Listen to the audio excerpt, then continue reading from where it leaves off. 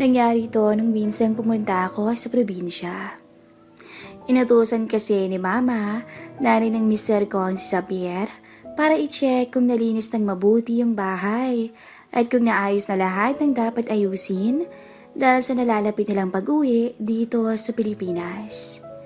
Medyo may pagkametikuloso kasi si Mama, kaya dapat lahat ng bilin niya ay nasusunod.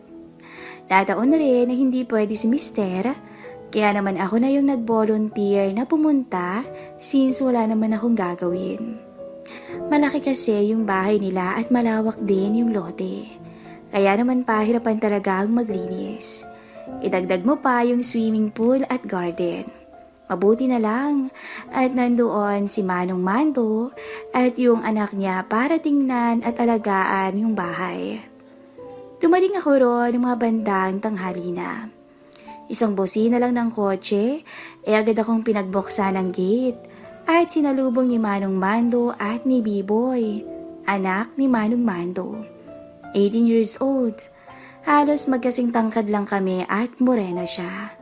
Kitamtaman lang ang laki ng katawan. Hello po, Manong. Kumusta po kayo?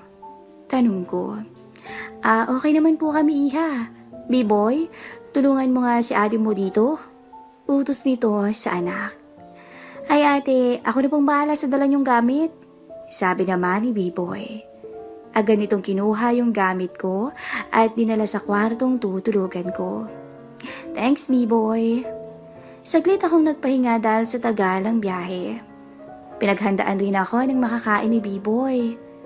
Habang nakaupo ako sa sala, ay nakatanggap ako ng tawag mula kay Mister. Han, nakarating ka na ba? Kumusta dyan? Hi Han, oo kakarating ko lang din. Sorry hindi ako nakapag-text ka agad ah. I-check ko pa lang kung naayos na yung mga dapat ayusin. Nagpapahinga lang ako. I see, magpahinga ka muna Han. Teka, uuwi ka rin ba ngayon? Mukhang malabuhan eh. Baka dito na ako magpapalipas ng gabi. Bakit? Siyempre, wala akong mayayakap dito. Puro night shift kasi ako at matagal-tagal na rin walang nangyayari sa atin. Di pag uwi ko, Han, gawin mo lahat ng gusto mong gawin sa akin, okay? Gagawin mo ba lahat ang gusto ko? Tanong ulit nito. Siyempre, Han. Asawa kita eh. Di gagawin ko lahat ng gusto mo. Alam mo yan. Okay. First, punta ka sa kwarto din. Alisin mo nga yung suot mo at mag-picture ka. Send mo sa akin ha. Ang bilang wika ng mister. Pasalamat ka talaga, mahal kita. Teka lang, akyat muna ako sa kwarto. Pagpasok ko ng room, agad kong sinara at nilak ang pinto para walang makakita sa akin. Nahiga ako sa kama, tsaka tinanggal ko muna yung fitted na pantalon ko pati panloob. Ngunit bago ako mag-picture, ay hindi ko napigilang magsumikap muna mag-isa habang iniisip ko si Xavier. Napapikit ako sa kakaibang tinatamasa. Ewan ko ba?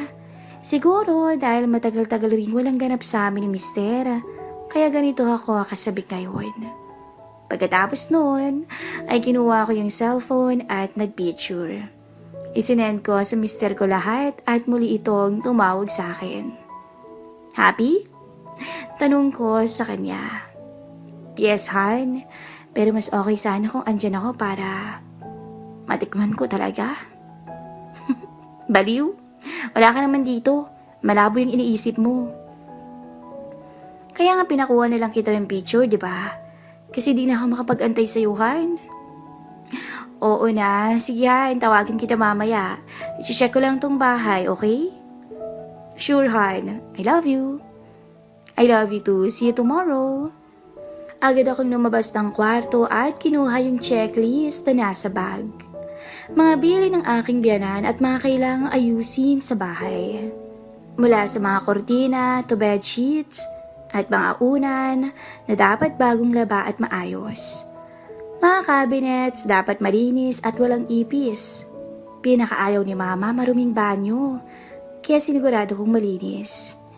Maarte din siya sa ayos ng sala kaya nagpatulong ako kay B-Boy na iayos ayon sa bilin. Sinunod namin yung garden. Dapat nalinis at walang kalat.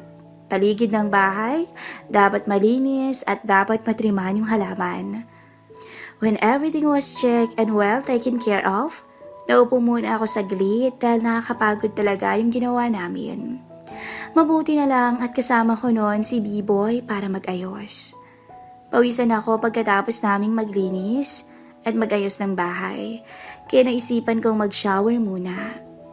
Umakyat lang ako para kunin yung tuwalya ko at dumiretso sa banyo. Habang naliligo ako, ay nakarinig ako ng langit-ngit galing doon sa pintuan. Mahina lang to na para bang may nagpigil na mabuksan ito ng tuluyan. Sumulyap lang ako mula dun sa glass door ng shower. May naaninag akong muka. Kalahati lang ito at mukhang nanunood siya sa akin. Hindi ako pwedeng magkamali. Si B-Boy nga yun. Sa pagmamadali ko kasing maligo ay hindi ko na inilak yung pintuan. Hindi ko na rin naisarang mabuti. Naakit yata ang binata. Agad rin itong umalis nang makita ko pero ewan ko ba? Imbis nakabahan ako o magalit, ay parang gustong gusto ko pa talagang may nakakakita sa aking kabuuan. Siguro talagang ganun ako. Nagmamadali akong umakyat papunta sa kwarto matapos kong maligo. Mula sa bintana, tanaw ko si B-Boy na nasa pergola, katabi ng swimming pool. Then may naisip akong kapilian. Kapag pumupunta kami kasi dito, hindi ko nakakalimutang magdala ng swimsuit. Sayang din kasi kung hindi ko susulitin ang magtampisaw sa pool.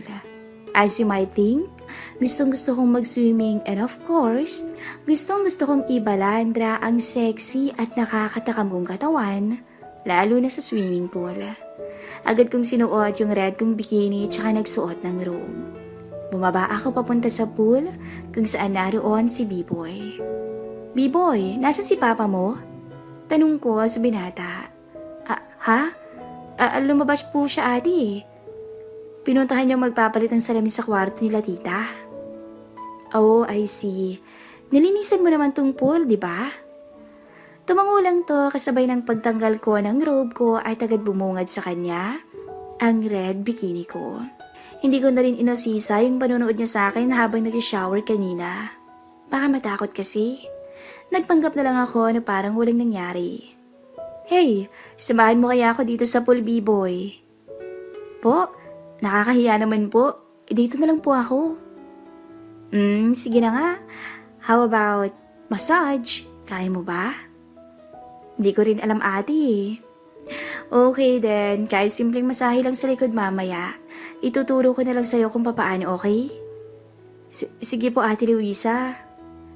Pagkatapos ng maiksing pagtampisaw sa pool, niyaya ko siya sa room para magpamasahe. Sasabihan kita kapag pwede ka lang pumasok ha, i-ready ko lang yung sarili ko. Opo ate, magalang na sagot ni B-Boy. Sinara ko muna yung pintuan at inayos yung bed. Naglagay ako ng sapi na hihigaan ko, dinagtanggal na rin ako ng bikini. Padapa akong humilatas sa kama. Wala akong pang-ibaba at pang-itaas. Okay lang sa akin kung makita niya ang lahat. Natatakpan lang ng tuwalya yung bewang ko pa ibaba. Pasok ka na B-Boy. Kasabay nito ang pagbukas ng pintuan, dahan-dahan tong lumapit sa akin. Kunin mo yung massage oil, then ikalit mo muna sa likod ko. Kanya naman itong sinunod at marahang nilagyan at kinalat sa likod ko yung oil. Magaan ang paghaplos dito sa akin. Nakakakiliti to be honest at nag-i-enjoy talaga ako. Inutusan ko siyang imasahe yung bewang ko ng pabilog papunta sa taas at nakakasunod naman to sa lahat ng sinasabi ko. Yan, B-Boy. Diin pa dyan. Ang galing mo naman pala eh. Nasundan ko kasi yung sinasabi mo ate. Sabihin mo lang kung ano pang gusto mo. Next, gamit yung palad mo, tapik-tapikin mo yung likod ko. Magaan lang ha. Simulan mo sa taas, paibaba. Muli niyang ginawa yung utos ko. Kuwang-kuha naman ni B-Boy. Talagang marerelax ang likod ko sa kanyang ginawa. Sayang naman kung hindi ko mapapasalamatan ng gusto ang binata. Sa isip-isip ko. B-Boy, tama na yan. Alisin mo na yung towel na nakatakip sa baba. Pagkasabi ko noon ay mabilis niya itong inalis. Akala niya siguro ay may suot akong pang-ibaba. Gusto kong malaman ngayon, B-boy, kung nakamasid ka ba sa akin kanina sa banyo? Hindi ito nakasagot sa akin. Nahiya at nagulat din siguro dahil sa tanong ko at sa nagsisilayan niya ngayon. Sorry po, Ate Luisa. Sorry po at hindi na po mauulit yun. Hindi naman ako galit eh. Don't worry. Gusto ko lang naman malaman kung bakit mo ako pinapanood kanina. Hindi ito agad nakasagot. Nainip na rin ako sa pagkakahiga kaya tumayo na ako kahit walang damit. Dahil ba dito? Hindi ba ito yung gusto mong makita kanina? Sabay balandra ng aking kabuuan sa kanyang harapan. Hindi pa rin to umiimik dahil sa hiya. So hinila ako ang kamay niya dahilan para mapahiga kaming dalawa sa kama. Nakapwesto siya ngayon sa aking ibabaw. Agad kong naramdaman ang bukol sa harapan ng kanyang shorts. May experience ka na ba sa babae, B-boy? Malambing kong tanong sa kanya. Wala pa po. Nanginginig niyang sagot dahil sa nerbiyos. No girlfriend? Meron po pero hindi pa po namin nasusubukan eh. Good. Hayaan mong ako ang maging una mo. Ang wika ko. Sa puntong yon ay inutusan ko siyang tanggalin ang kanyang t-shirt. Tsaka agad kong binaba ang kanyang shorts. Bumungad agad sa akin ang kanya na mas nakalalambang sa aking mister. Nabiyayaan ng binatang to. Agad akong umupo sa kama at binukas ang aking mga hita. Nalaki ang mga mata ni B-boy sa kanyang nasilayang ganda.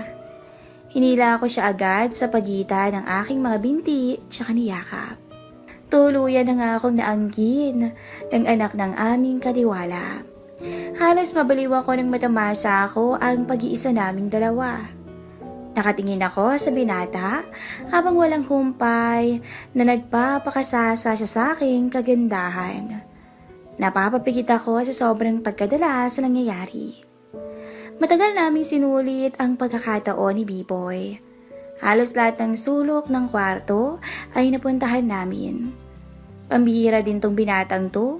Walang kapaguran kahit first time niya. Maya-maya pa ay parehas kaming bumagsak sa higaan at hingal na hingal. Agad naman akong nag-ayos ng sarili at nagbihis. Ilang saglit pa ay nakarinig kami ng busina ng sasakyan. Dumating na pala si Manong Mando. Nagmamadali kaming mag-ayos ni B-boy. B-boy, teka. Ano yun, ate? Puntahan mo ako dito sa kwarto mamayang gabi ah. Okay? Itutuloy pa natin. Ngumiti lang si B-boy, pero ibang klaseng ngiti. Ngiting may halong tuwa at pananabik. Kinaumagahan ay parang nananakit ang aking katawan. Ang swerte ng binatang yun at nakarami pa kagabi sa akin. Dumiretso na ako ng CR para mag-shower. Pagkatapos ay naabutan ko si B-boy na nagluluto ng almusal. Ate, kumain na muna kayo bago kayo umuwi. Nagbihis muna ako at nag-ayos ng gamit bago bumaba at kumain. Ate, pwede po palang sumabay mamaya papuntang bayan? May pinabibili kasi si tatay. Oh sure, aalis na rin naman ako mamaya pagkatapos kumain.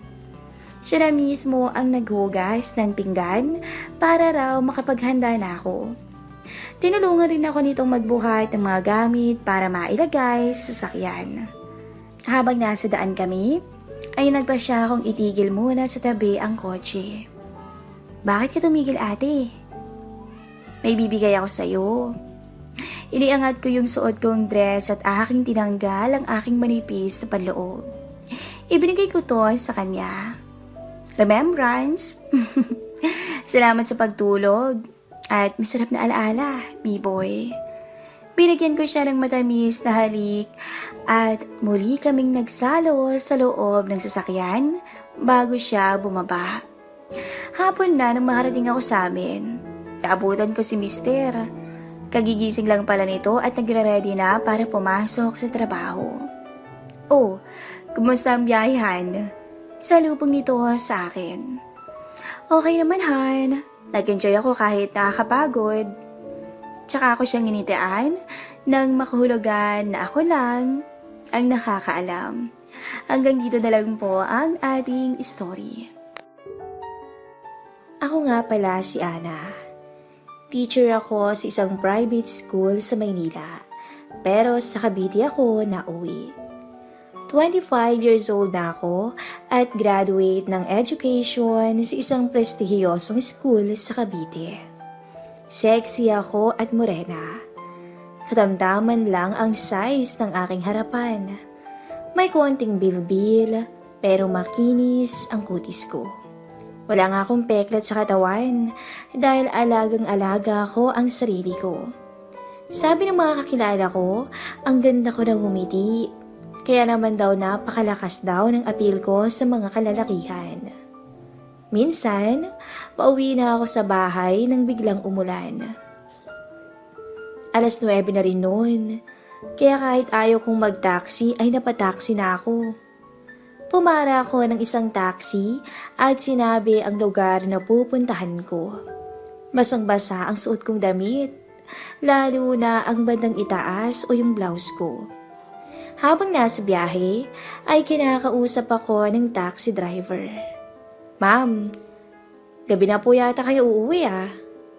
Natsyempohan pa kayo ng ulan, nabasa tuloy kayo. Baka magkasipon po kayo. Ihinaan ko na lang po yung aircon ko. Sabay pihit sa switch ng aircon.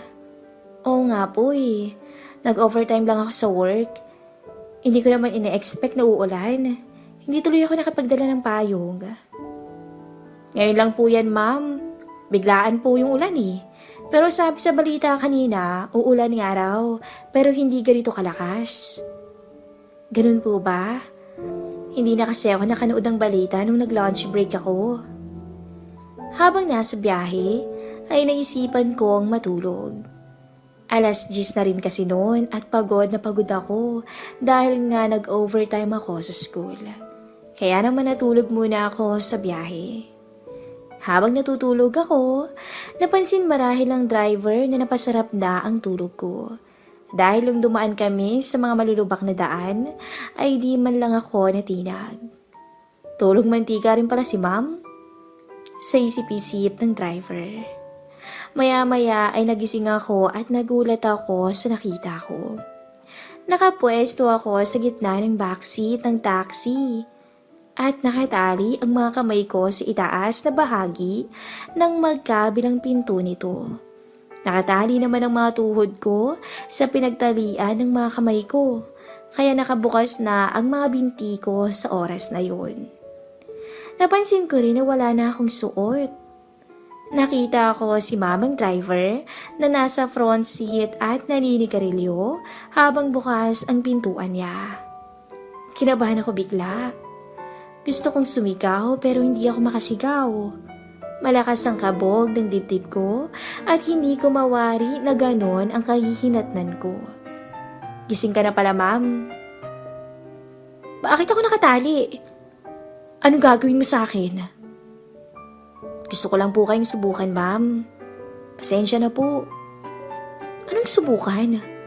Pakawalan mo nga ako, sisigaw ako. Wala pong makakarinig sa inyo, ma'am. Nasa liblib na lugar tayo.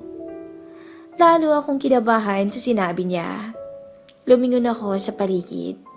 Ngunit hindi ko mapagtanto kung nasa na kami. Kaya't nagmakaawa ako sa kanya. Kuya, sorry. Sorry kung nasigawan kita. Please. Pakawalan mo na ako, please. Pasensya na, ma'am. Gusto ko lang talaga kayong subukan eh. Wala na akong nagawa. Kahit kasi pumalag ako, baka may mangyari pa sa akin na masama. Nakita kong lumapit si Manong sa akin. Nagtungo siya sa lugar kung nasan ako at ngayon ay nasa harap ko na siya. Hinawakan niya ako sa ulo at pilit na sinusuyo ang aking labi. Hindi ako tumutugon sa kanya dahil ayokong makipaghalikan sa kanya. Amoy sigarilyo noon ang hininga niya. Pagkatapos noon, ay unti-unting naglakbay ang magaspang niyang kamay sa aking katawan. Mula liig pa ibaba. Aaminin ko, Nakikiliti ako sa bawat minutong nagpapakasasa siya sa akin. Mahusay si Manong. Napapatingala ako sa husay niya. Nawala na ang pagpipigil ko at unti-unti na akong nilukob ng aking kahinaan. Hindi ko maitatago na may tinatago din akong uhaw sa sarili. Pero ni sa hinagap, hindi ko inaasahan na sa ganitong sitwasyon ako sasadlak. Sa mga pantasya ko lang naisip, nabibigay ako sa taong hindi ko kilala. Pero ngayon, heto ako at nasa parehong sitwasyon.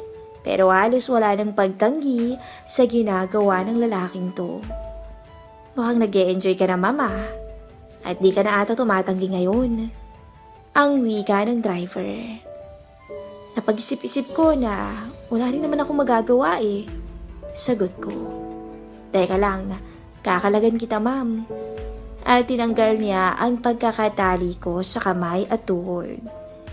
Pagtanggal ng tali, ay agad siyang pumwesto sa harapan ko at sa pagitan ng aking mga hita hanggang sa tuluyan kong natamasa ang pag-iisa naming dalawa ni Manong.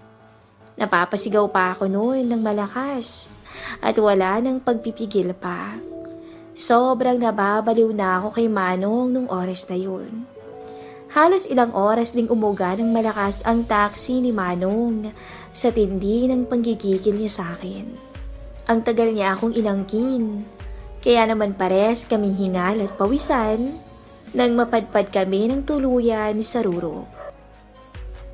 Maya-maya ay napagkasunduan namin na iyahatid niya ako sa bahay ko at hindi na siya nagbabayad pa. Kinuha niya ang number ko at binigay ko to sa kanya. Napag-alaman kong Roger ang pangalan niya.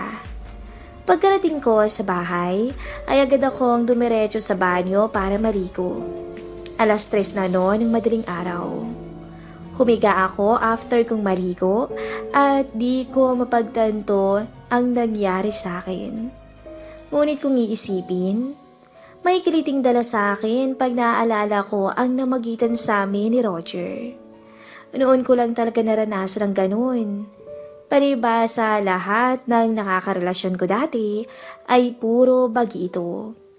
Nakatulog na ako habang iniisip ko ang pangyayaring yun. Kinabukasan, narinig kong tumunog ang alarm ko. 10:00 na ng umaga. Hindi na ako aabot sa klase ko kaya nagpasya na lang akong wag pumasok. Tiningnan ko yung phone ko. May text. Si Mang Roger. Ma'am, salamat po pala sa pagpayag niyo kagabi. Sobra po kasing ganda niyo eh. At sa totoo lang, first time ko yung nagawa sa buhay ko. Ang magdala ng babae sa kung saan at kasamang magtampisaw. Hindi ko po makakalimutan ang maladyosan yung kabuuan, ma'am. Ngunit di na po ako maasang mauulit pa yun. Alam ko po na galing kayo sa may kayang pamilya at ayoko rin pong guluhin pa kayo. Salamat po talaga, ma'am. Naantig ako sa sinabi ni Mang Roger. Kahit pa naging baraha siya sa akin nung una, mabait naman pala talaga siya. Gusto lang talaga niyang matikman ako. Bakit ba naman kasi ang ganda-ganda ko eh? Umarap ako sa salamin at nag-post ng mga pilyang post. Naisipan kong replyan si Mang Roger. Mang Roger, alam kong mabait kang tao. Nadala ka lang ng pagkakataon. Sa totoo lang, nag-enjoy talaga ako sa nangyari sa atin. Hindi ko pa naranasan yung ganon sa buong buhay ko kaya salamat din. Keep safe, Mang Roger, and I hope to see you soon. Pagka-text ko kay Mang Roger, ay naisipan kong tugunan mag-isa ang uhaw ko. Hindi ako mapakali pag naaalala ko yung nangyari sa amin ni Mang Roger kagabi. Hindi talaga ito mawala-wala sa isip ko. Natuwa si Mang Roger sa natanggap na text galing kay Ana. Napakabait pala nito at naisipan niya tuloy na bakit nga ba niya ito nagawa doon. Pero sa mga nangyari, natuwa na rin siya dahil naging maganda ang takbo ng lahat. 50 years old na si Mang Roger, ngunit kahit papano ay matikas pa rin. Palibasa ay batak sa trabaho. Biyudo na to at ang mga anak niya ay may mga sarili na ring pamilya. Kaya naman mag-isa na lang siya ang naninirahan sa bahay niya. Maraming may pagmamalaki si Mang Roger. May itsura to, ngunit medyo umitim na rin dahil sa pagtatrabaho. Medyo maputi na rin ang ibang parte ng buhok niya. Pero bukod sa matikas na pangangatawan, ay biniyayaan din si Mang Roger pagdating sa pagpapaligaya ng babae. Isa na to marahil sa nagpatindi ng uhaw ni Ana na hindi na niya masyadong napansin noon dahil sa pagkakataon. Kaya naman nung kabataan pa niya, ay baliw na baliw sa kanya ang asawa niya nung nabubuhay pa to. Naging maayos ang takbo ng araw ni Mang Roger. Maganda ang araw niya dahil sa huling text ni Ana sa kanya. Iniisip niya na sana magkita pa ulit sila at mangyari ang mga bagay na katulad noon. Hapon na at umuulan. Naghihintay si Mang Roger sa isang high-class na hotel para manguha ng pasahero nang biglang may nag-text sa kanya. Mang Roger, asan po kayo ngayon? Pwede po ba tayong magkita sa may Pasay? Papunta kasi ako ng Maynila ngayon. May pipikapin ako sa school. Naulan po, tsaka mas gusto kong mag-taxi para mabilis. Natuwa si Mang Roger. Agad itong nag-reply na magkita sila sa may Chowking at dun siya pipick upin ito. Alas 5 na nang magkita sila. Umabot si Ana sa pagsasara ng school, kaya nagawa niyang makuha ang dapat niyang pick upin. Super thanks po talaga, Mang Roger. Naku, kung di dahil sa inyo, hindi ko ito makukuha kaagad. Wika ni Ana at pinakita ang isang 1-pounder na box. Naku ma'am, basta ikaw. Malakas po kayo sa akin eh. Kanina ko pa nga po iniisip kung paano ko kayo makakasama ulit. Sagot naman ni Mang Roger na halatang tuwang-tuwa na kasama niya si Ana ngayon. Napansin iyon ni Ana. Nagbigay ito sa kanya ng matinding kiliti na lately lang niya nararamdaman. Natutuwa rin kasi siya pagkasama niya si Mang Roger. Dahil dito, may nag-iisip siyang plano. Gutom ka na ba, Mang Roger? Gusto ko sanang mag-drive-thru tayo sa McDo. Sabi ni Ana. Sa tabi ng driver seat siya nakaupo ngayon. Kumain na po ako ng Skyflakes noong hinihintay ko kayo kanina sa school. Sagot naman ni Mang Roger kay Ana. Naku, yun lang. O siya, mag-drive-thru na tayo sa McDo. Giliw na sabi ni Ana. Agad na nag-drive-thru si Mang Roger sa isang branch ng McDo na nakita niya at hinayaan lang na mag-order si Ana ng mga makakain. Medyo marami-rami ang in-order nito na ikinagulat niya. Ma'am, ang dami niyo yatang in-order. Pagtatakang tanong ni Mang Roger. Gutom na rin po kasi ako. Kanina pa ako di kumakain eh. Sagot naman ni Ana. Mang Roger, okay lang bang magpahinga muna tayo? May malapit na apartment hotel dyan sa lilikuan mo. Pasok ka dun. Sige po ma'am. Gulat na togo naman ni Mang Roger. Hindi niya mawari ang takbo ng isip ng dalaga. Mag-stay ba sila sa isang hotel na sila lang dalawa? Tsaka isa pa. Gabi na rin naman. Baka may mangyari ngayon.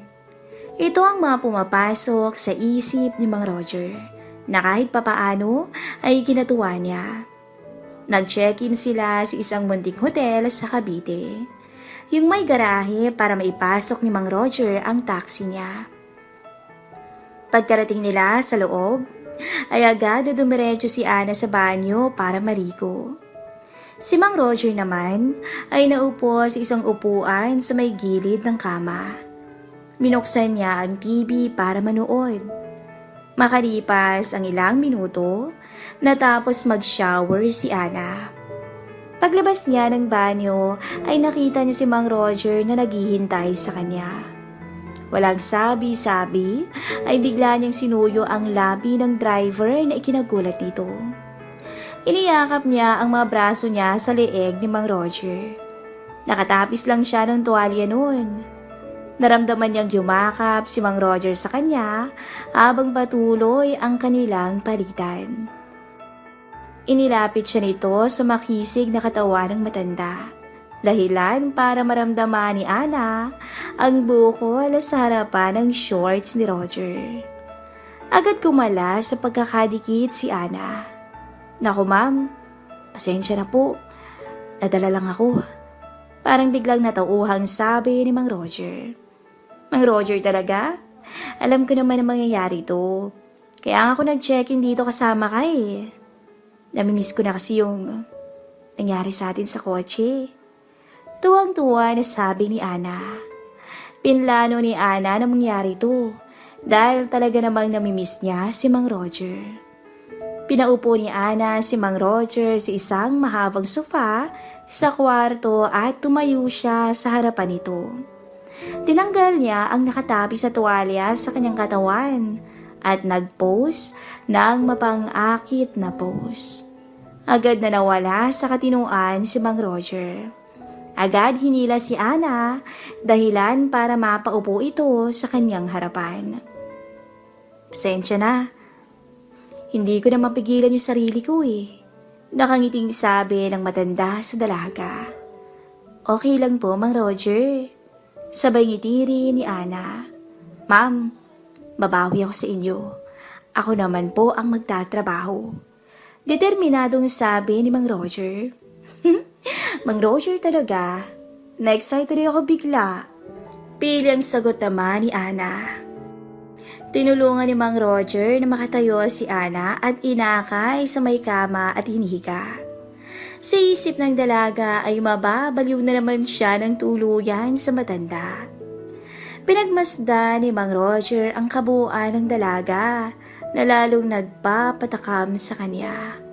Ang ganda talaga, sa isip ni Mang Roger. Sa puntong yun ay hindi na nakatiis pa si Roger. Muling inangkin ang dalagang guro na nakahain sa kanyang harapan. Halos mabaliw silang dalawa sa muli nilang tagpo. Tanging boses lang nila ang maririnig sa buong kwarto na tila ayaw nang tumigil sa milagrong ginagawa. Todo bigay silang dalawang tinutugunan ang pangangailangan ng isa't isa na para bang wala ng bukas sa darating para sa kanilang dalawa. Umaga na nang maihatid ni Roger si Ana dahil sinulit nila ang gabing yun na magkasama. Halos di na makalakad ng diretso si Ana dahil sa nangyari sa kanila. Hindi naman to alintana ng dalaga dahil talaga namang sobrang napasaya siya ni Roger. Makalipas ang ilang buwan ay nabuntis si Ana at pinanagutan naman siya ni Roger. Kahit ganon ang nangyari, ay buong pagmamahal na tinanggap ni Ana si Roger kahit malayo ang agwat ng estado nila sa buhay. Napamahal na rin talaga si Ana kay Roger kahit parang tati na niya ang edad nito kung tutuusin. Nagpa siya silang magpakasal agad bago pa lumabas ang kanilang supling. Dahil doon ay lalo pang nagsumikap sa trabaho si Mang Roger para sa kanyang bagong pamilya na binuo. Hanggang dito na lang po ang ating kwento at sana ay nagustuhan ninyo.